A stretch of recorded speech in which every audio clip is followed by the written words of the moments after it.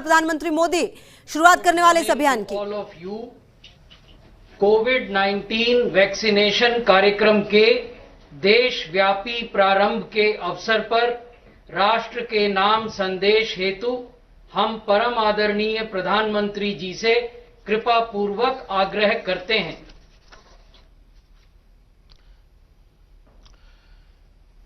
मेरे प्यारे देशवासियों, नमस्कार। ये दिन का पूरे देश को बेसब्री से इंतजार रहा है। कितने महीनों से देश के हर घर में बच्चे, बूढ़े, जवान सभी की जुबान पर यही सवाल था कि कोरोना की वैक्सीन कब आएगी। तो अब कोरोना की वैक्सीन आ गई है, बहुत कम समय में आ गई है। अब से कुछ ही मिनट बाद भारत में दुनिया का सबसे बड़ा टीकाकरण अभियान शुरू होने जा रहा है। मैं सभी देशवासियों को इसके लिए बहुत बहुत बधाई देता हूं। आज वो वैज्ञानिक, वैक्सीन रिसर्च से जुड़े अनेकों लोग विशेष रूप से प्रशंसा के हकदार हैं, जो बीते कई महीनों से कोरोना के खिलाफ वैक्सीन बनाने में जुटे थे, दिन रात जुटे थे। न उन्होंने त्योहार देखा है, न उन्होंने दिन देखा है, न उन्होंने रात देखी है। आमतौर पर एक वैक्सीन बनाने में बरसों लग जाते हैं, लेकिन इतने कम समय में एक नहीं, दो मेड इन इंडिया वैक्सीन तैयार हुई है। इतना ही नहीं, कई और वैक्सीन पर भी काम तेज गति से चल रहा है। ये भारत के सामर्थ्य, भारत की वैज्ञानिक दक्षता, भारत के टैलेंट का जीता जागता सबूत है। ऐसी ही उपलब्धियों के लिए राष्ट्रकवि रामधारी सिंह दिनकर जी ने कहा था, मानव जब जोर लगाता है, पत्थर पानी बन जाता है। भाइयों और बहनों, भारत का टीकाकरण अभियान बहुत ही मानवीय और महत्वपूर्ण सिद्धांतों पर आधारित है। जिसे सबसे ज्यादा जरूरी है, उन्हें सबसे पहले कोरोना का टीका लगेगा। जिसे कोरोना संक्रमण का रिस्क सबसे ज्यादा है, उसे पहले टीका लगेगा। जो हमारे डॉक्टर्स हैं, नर्सेस हैं, अस्पताल में सफाई कर्मी हैं, मेडिकल, पैरामेडिकल स्टाफ हैं, वो कोरोना की वैक्सीन के सबसे पहले हकदार हैं। चाहे वो सरकारी अस्पताल में हो या फिर प्राइवेट में, सभी को ये वैक्सीन प्राथमिकता पर लगेगी। इसके बाद उन लोगों को टीका लगाया जाएगा जिन पर जरूरी सेवाओं और देश की रक्षा या कानून व्यवस्था की जिम्मेदारी है। जैसे हमारे सुरक्षा बल हो गए, पुलिसकर्मी हो गए, फायर ब्रिगेड के लोग हो गए, सफाई कर्मचारी हो गए, इन सभी को ये वैक्सीन प्राथमिकता पर लगेगी। और मैंने जैसा पहले भी कहा है, इनकी संख्या करीब करीब 3 करोड़ होती है। इन सभी के वैक्सीनेशन का खर्च भारत सरकार द्वारा उठाया जाएगा। साथियों, इस टीकाकरण अभियान की पुख्ता तैयारियों के लिए राज्य सरकारों के सहयोग से देश के कोने कोने में ट्रायल्स किए गए हैं, ड्राई रन्स हुए हैं। विशेष तौर पर बनाए गए कोविन डिजिटल प्लेटफॉर्म में टीकाकरण के लिए रजिस्ट्रेशन से लेकर ट्रैकिंग तक की व्यवस्था है। आपको पहला टीका लगने के बाद दूसरी डोज कब लगेगी, इसकी जानकारी भी आपके फोन पर दी जाएगी। और मैं सभी देशवासियों को ये बात फिर याद दिलाना चाहता हूं कि कोरोना वैक्सीन की 2 डोज लगनी बहुत जरूरी है। एक डोज ले लिया और फिर भूल गए, ऐसा गलती मत करना। और जैसा एक्सपर्ट्स कह रहे हैं, पहली और दूसरी डोज के बीच लगभग 1 महीने का अंतराल भी रखा जाएगा। आपको ये भी याद रखना है कि दूसरी डोज लगाने के 2 हफ्ते बाद ही आपके शरीर में कोरोना के विरुद्ध जरूरी शक्ति विकसित हो पाएगी।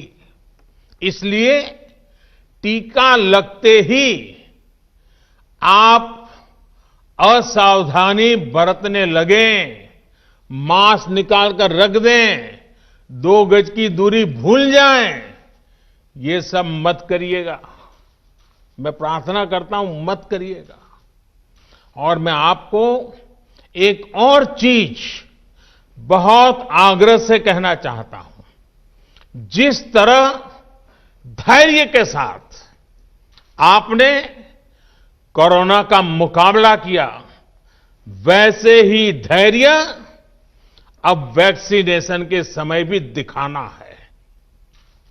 साथियों, इतिहास में इस प्रकार का और इतने बड़े स्तर का टीकाकरण अभियान पहले कभी नहीं चलाया गया है। ये अभियान कितना बड़ा है, इसका अंदाज आप सिर्फ पहले चरण से ही लगा सकते हैं। दुनिया के 100 से भी ज्यादा ऐसे देश हैं जिनकी संख्या 3 करोड़ से कम है, और भारत वैक्सीनेशन के अपने पहले चरण में ही 3 करोड़ लोगों का टीकाकरण कर रहा है। दूसरे चरण में हमें इसको 30 करोड़ की संख्या तक ले जाना है। जो बुजुर्ग हैं, जो गंभीर बीमारी से ग्रस्त हैं, उन्हें वो अगले चरण वाले चरण में टीका लगेगा। आप कल्पना कर सकते हैं, 30 करोड़ की आबादी से ऊपर के दुनिया के सिर्फ 3 ही देश हैं, खुद भारत, चीन और अमेरिका। और कोई भी देश ऐसा नहीं है जिनकी आबादी इनसे ज्यादा हो। इसलिए भारत का टीकाकरण अभियान इतना बड़ा है, और इसलिए ये अभियान भारत के सामर्थ्य को दिखाता है। और मैं देशवासियों को एक और बात कहना चाहता हूं। हमारे वैज्ञानिक, हमारे एक्सपर्ट्स जब दोनों मेड इन इंडिया वैक्सीन की सुरक्षा और प्रभाव को लेकर आश्वस्त हुए, तभी उन्होंने इसके इमरजेंसी उपयोग की अनुमति दी है। इसलिए देशवासियों को किसी भी तरह के प्रोपेगेंडा, अफवाहें, दुष्प्रचार से बचकर रहना है। साथियों, भारत के वैक्सीन वैज्ञानिक, हमारा मेडिकल सिस्टम भारत की प्रक्रिया की पूरे विश्व में बहुत विश्वसनीयता है और पहले से है। हमने ये विश्वास अपने ट्रैक रिकॉर्ड से हासिल किया है। मेरे प्यारे देशवासियों, हर हिंदुस्तानी इस बात का गर्व करेगा कि दुनिया भर के करीब 60% बच्चों को जो जीवन रक्षक टीके लगते हैं वो भारत में ही बनते हैं। भारत की सख्त वैज्ञानिक प्रक्रियाओं से ही होकर के गुजरते हैं। भारत के वैज्ञानिकों को और वैक्सीन से जुड़ी हमारी विशेषज्ञता पर दुनिया का ये विश्वास made in India corona vaccine में और मजबूत होने वाला है। इसकी कुछ और खास बातें हैं जो आज मैं देशवासियों को जरूर बताना चाहता हूं। ये भारतीय वैक्सीन विदेशी वैक्सीनों की तुलना में बहुत सस्ती हैं और इनका उपयोग भी उतना ही आसान है। विदेश में तो कुछ वैक्सीन ऐसी हैं जिसकी एक डोज 5,000 रुपया तक में है और जिसे -70 डिग्री तापमान में फ्रीज में रखना होता है।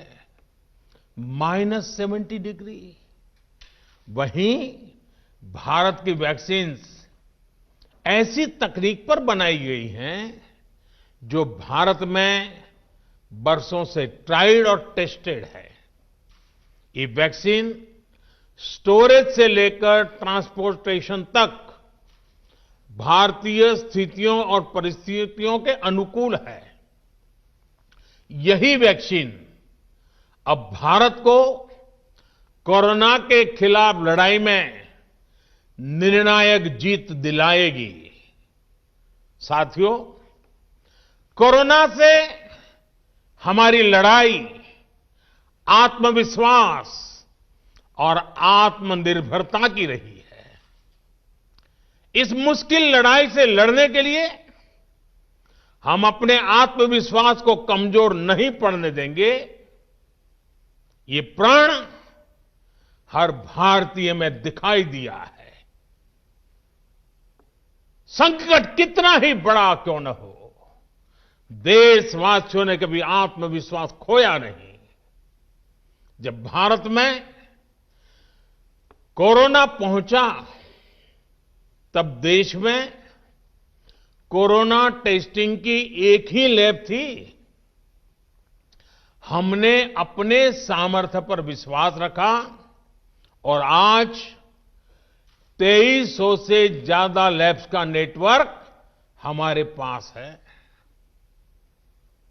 शुरुआत में हम mask, PPE kit, testing kits, ventilators जैसे जरूरी सामान के लिए भी विदेशों पर निर्भर थे। आज इन सभी सामानों के निर्माण में हम आत्मनिर्भर हो गए हैं और इनका निर्यात भी कर रहे हैं। आत्मविश्वास और आत्मनिर्भरता की इसी ताकत को हमें टीकाकरण के इस दौर में भी सशक्त कर रहा है। साथियों, महान तेलुगु कवि श्री गुराजाड़ा अप्पा राव ने कहा था, सौंत लाभम कौंत मानुको సొంత లాభ కొంత మానుకు పౌరు గువాడికి తోడు పాడబోయ్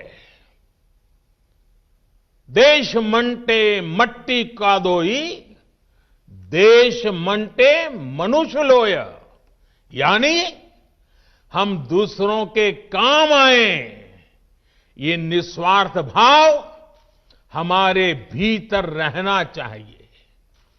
राष्ट्र सिर्फ मिट्टी पानी कंकड़ पत्थर से नहीं बनता बल्कि राष्ट्र का अर्थ होता है हमारे लोग। कोरोना के विरुद्ध लड़ाई को संपूर्ण देश ने इसी भावना के साथ लड़ा है।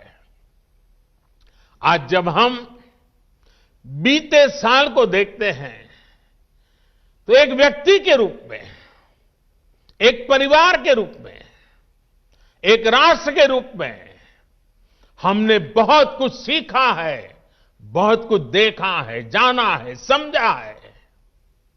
आज भारत जब अपना टीकाकरण अभियान शुरू कर रहा है तो मैं उन दिनों को भी याद कर रहा हूं। कोरोना संकट का वो दौर जब हर कोई चाहता क्या कि कुछ करें, लेकिन उसको उतने रास्ते नहीं सूझते थे। सामान्य तौर पर बीमारी में पूरा परिवार बीमार व्यक्ति की देखभाल के लिए जुट जाता है, लेकिन इस बीमारी ने तो बीमार को ही अकेला कर दिया। अनेकों जगह पर छोटे छोटे बीमार बच्चों को मां से दूर रहना पड़ा। मां परेशान रहती थी, मां रोती थी, लेकिन चाहकर भी कुछ कर नहीं पाती थी। बच्चे को अपनी गोद में नहीं ले पाती थी। कहीं बुजुर्ग पिता अस्पताल में अकेले अपनी बीमारी से संघर्ष करने को मजबूर थे। संतान चाहकर भी उसके पास नहीं जा पाती थी। जो हमें छोड़कर चले गए उनको परंपरा के मुताबिक वो विदाई भी नहीं मिल सकी जिसके वो हकदार थे।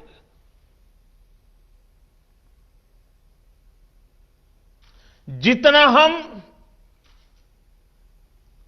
उस समय के बारे में सोचते हैं, मन सिहर जाता है, उदास हो जाता है। लेकिन साथियों, संकट के उसी समय में, निराशा के उसी वातावरण में कोई आशा का भी संचार कर रहा था। हमें बचाने के लिए अपने प्राणों को संकट में डाल रहा था। हमारे doctor, nurse, paramedical staff, ambulance driver, ASHA worker, सफाई कर्मचारी, पुलिस के साथी और दूसरे फ्रंटलाइन वर्कर्स, उन्होंने मानवता के प्रति अपने दायित्व को प्राथमिकता दी। इनमें से अधिकांश तब अपने बच्चों, अपने परिवार से दूर रहे, कई कई दिन तक घर नहीं गए।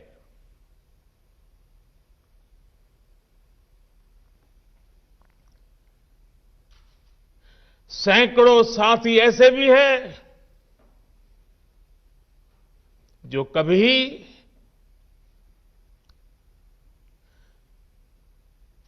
घर वापस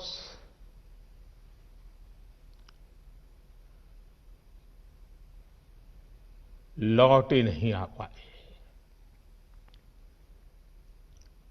उन्होंने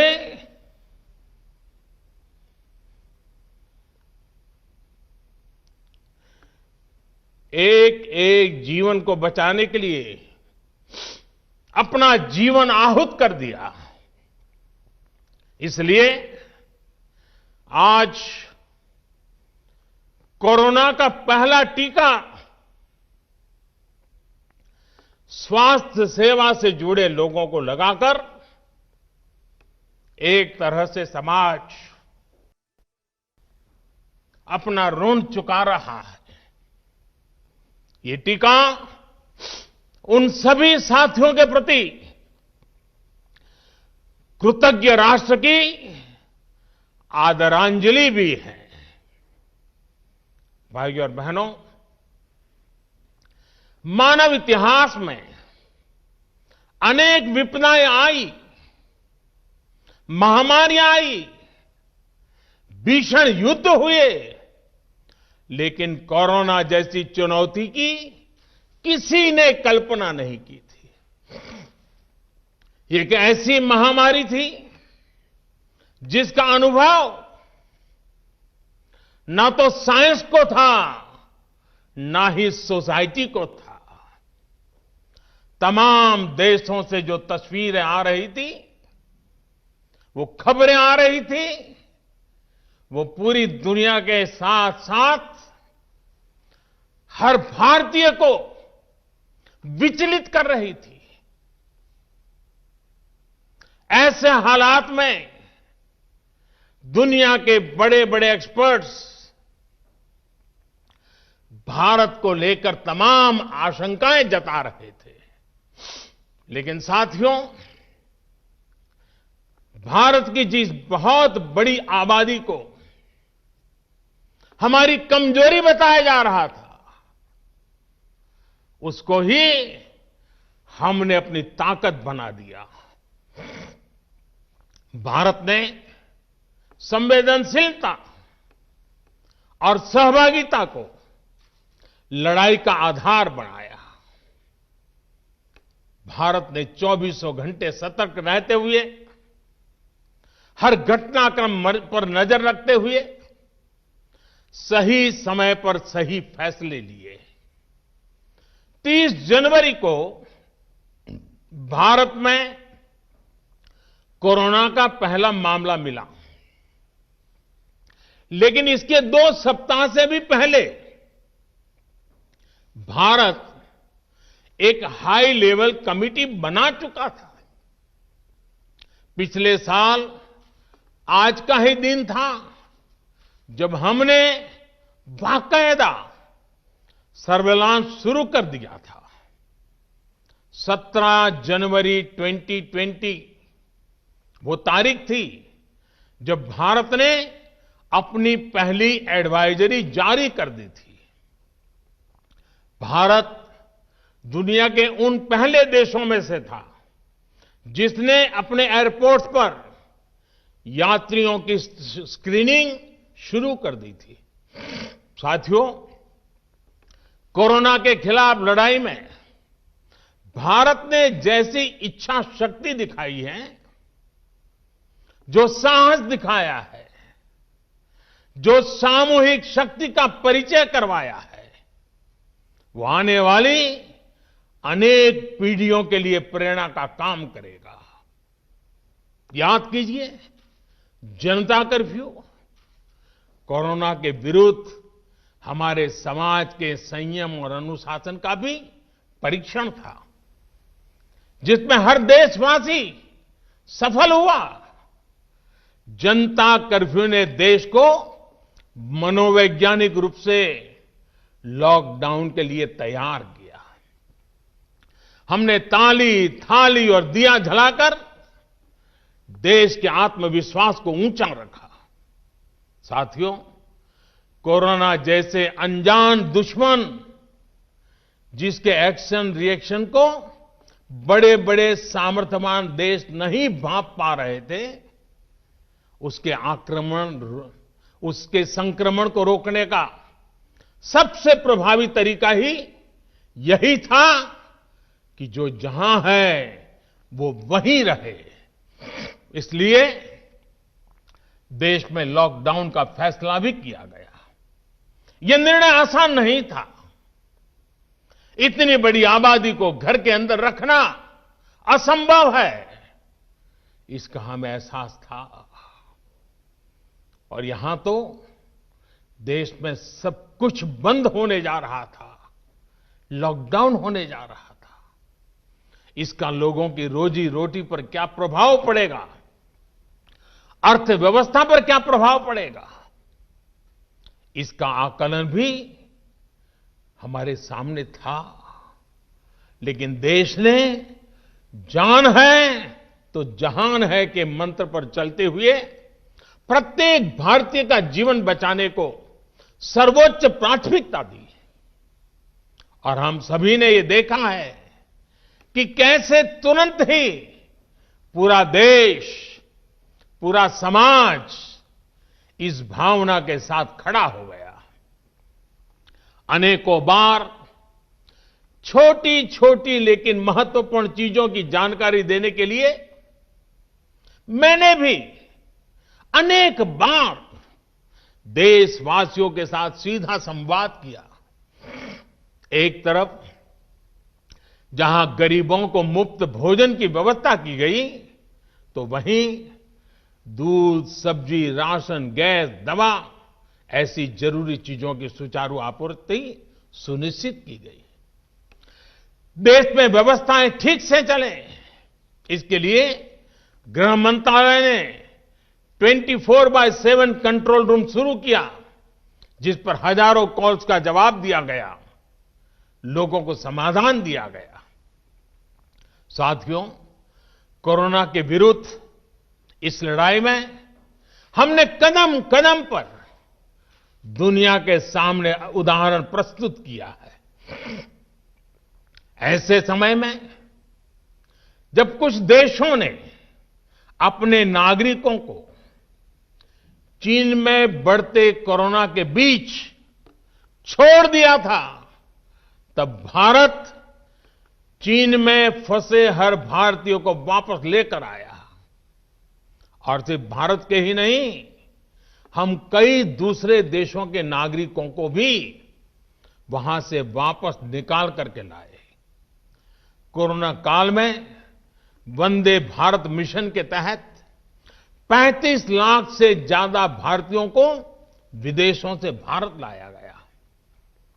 मुझे याद है, एक देश में जब भारतीयों को टेस्ट करने के लिए मशीनें कम पड़ रही थी, तो भारत ने पूरी टेस्टिंग लैब यहां से वहां भेज करके उसको वहां सजाया, लगाया, ताकि वहां से भारत आ रहे लोगों को टेस्टिंग की दिक्कत ना हो।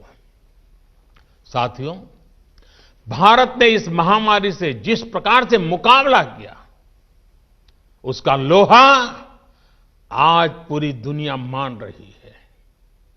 केंद्र और राज्य सरकारें, स्थानीय निकाय, हर सरकारी संस्थान, सामाजिक संस्थाएं कैसे एकजुट होकर बेहतर काम कर सकते हैं, ये उदाहरण भी भारत ने दुनिया के सामने रखा।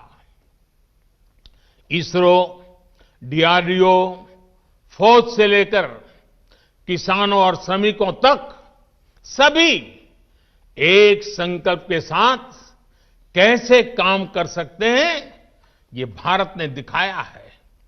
2 गज की दूरी और मास्क है जरूरी, उस पर फोकस करने वालों में भी भारत अग्रणी देशों में रहा।